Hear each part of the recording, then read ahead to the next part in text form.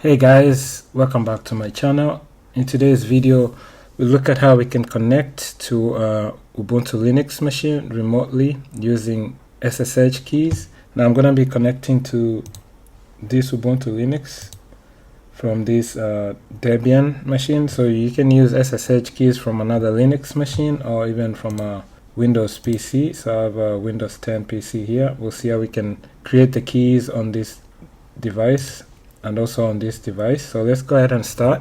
So the first thing is to make sure that we have SSH installed, enabled and running on the remote machine we want to connect to. So in this case, on this Ubuntu Linux, we'll check the status of SSH. So we'll use systemctl status SSH, and in my case it's active and running. Now the next thing is to create the keys. So we'll create a key pair, a public and a private key, and we'll need to export the public key to the remote server. Now the keys are going to be, by default, they're going to be placed in the .ssh directory. So if I do ls-l ssh, right now there's no keys here. Let's go ahead and create the keys. To create the keys, the command is ssh keygen.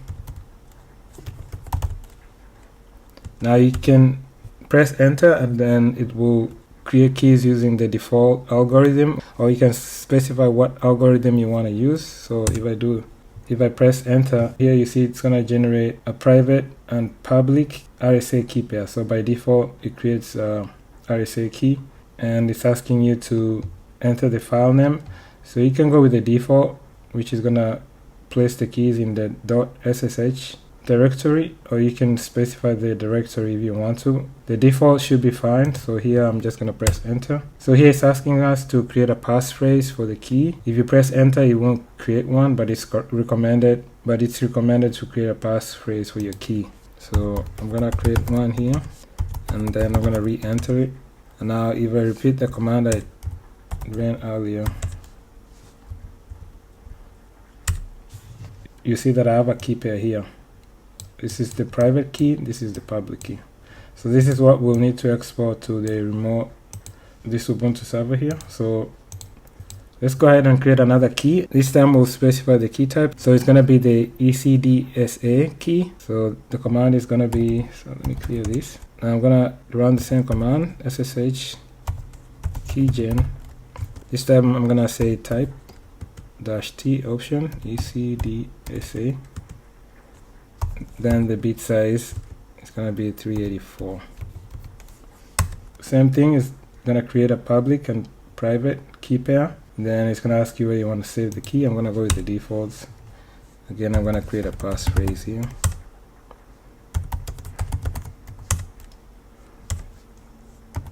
And now we should have two key pairs right here. Now we can go ahead and export these two public keys, and it's easy to export these keys to the remote machine. We just need the IP address and then a username on that remote machine and password. So here I'll need the IP address, which is so I can get the IP address using IP address command. So it's 172.16.1.101 and the user is Eno.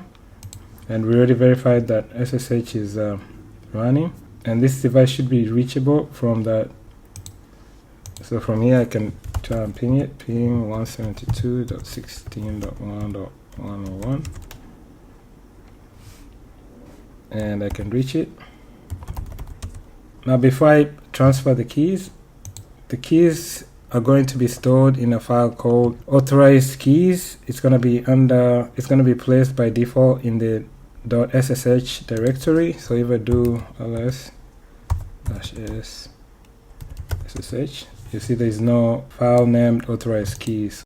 So let's see what we get once we transfer the keys from this device. Again, ls.ssh. So these are the two keys we want to transfer. Let's look at the command to transfer the keys. The command is going to be ssh copy id and then the username of the remote device and the IP 172.16.1.101.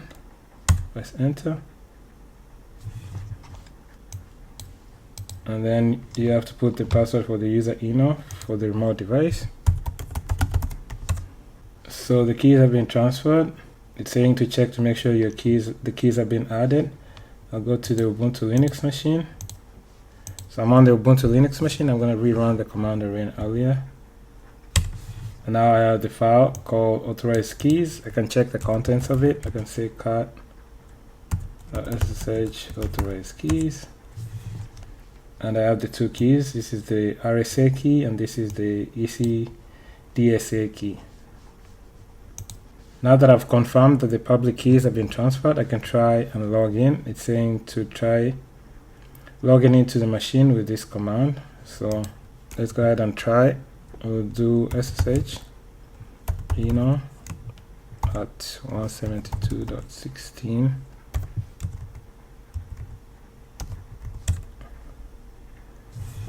And it's asking for the passphrase for the key, so the one we created. I'm gonna do this, and as you can see, I'm logging into the Ubuntu Linux machine, and that's me right there. I'm gonna exit, and let's also try logging in by specifying the key that we're going to use to log in. Now the command is going to be the same command, but this time I'm going to specify that I want to use -i to specify the key. I'm going to use the other key, so I'll say ID ECDSA key. Okay, press enter and put in the passphrase, and I'm able to log in into the Ubuntu Linux machine. I'm gonna exit here, and finally let's go to the Ubuntu Linux machine and we'll check the logs here.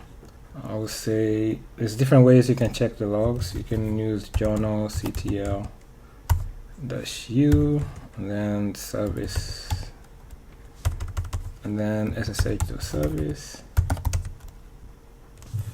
That should show you logs that are related to SSH service. So one of the logs here, you can see it shows the key type that was accepted. So accepted public key, and then it was ECDSA, and also the one we used earlier, accepted public key, and it was RSA key. Okay, so that's how you would create the keys, transport them, and then use them on a Linux device. In this case, it was Debian machine.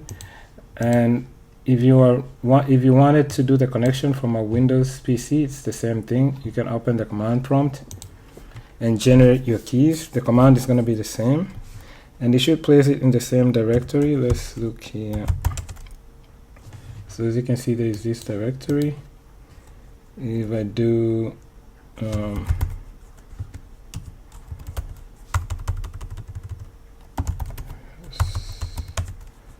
if I did cd to SSH,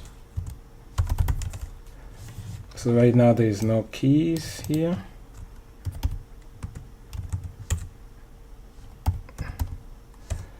So let's create the keys. The command again is SSH keygen. You can just press enter. It's gonna ask for a passphrase, and in this case I'm not gonna create one. I'm just gonna press enter, and it created a key. And now if I do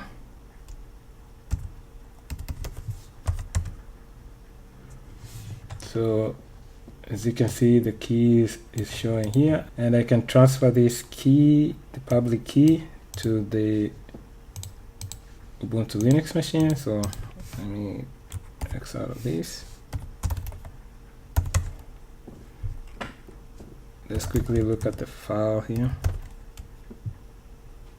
Authorized keys. So we only have 2 keys. So we can transfer this key here, public key, using SCP. So you can say SCP and then the key you want to transfer, which is going to be SSH /ID pub, and then 172.16.1.101 colon, yes, password for the user and it was transferred. If I go to this Ubuntu Linux machine and do ls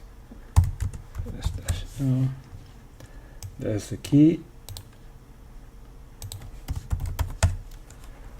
and first can do cut ID, we can do cut again, and then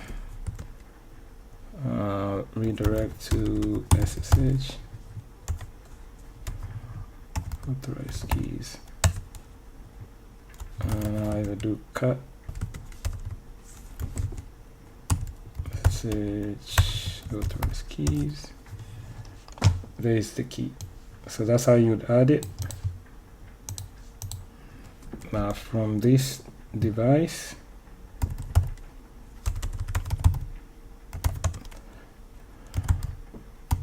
now from this PC, I can try and SSH 172.16.1.101.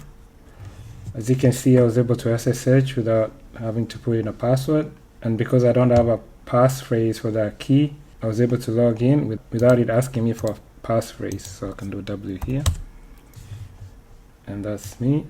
Again, if I go to Ubuntu Linux and we run the logs command here, journal ctl -u ssh.service,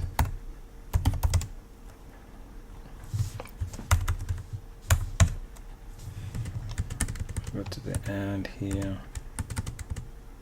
you can see this is the session. It accepted a public key from this IP. It's different now because it's from the Windows PC. That's the key that I used. So see, you can also check, you can also look at logs in other locations, like there's a file under var log, and it's called auth log. That should also show you information related to SSH logins. So that's all for this video. That's how you can log into an Ubuntu Linux server remotely using SSH key pair. So I hope this information has been helpful. I'll catch you in my next video. Thanks. Bye.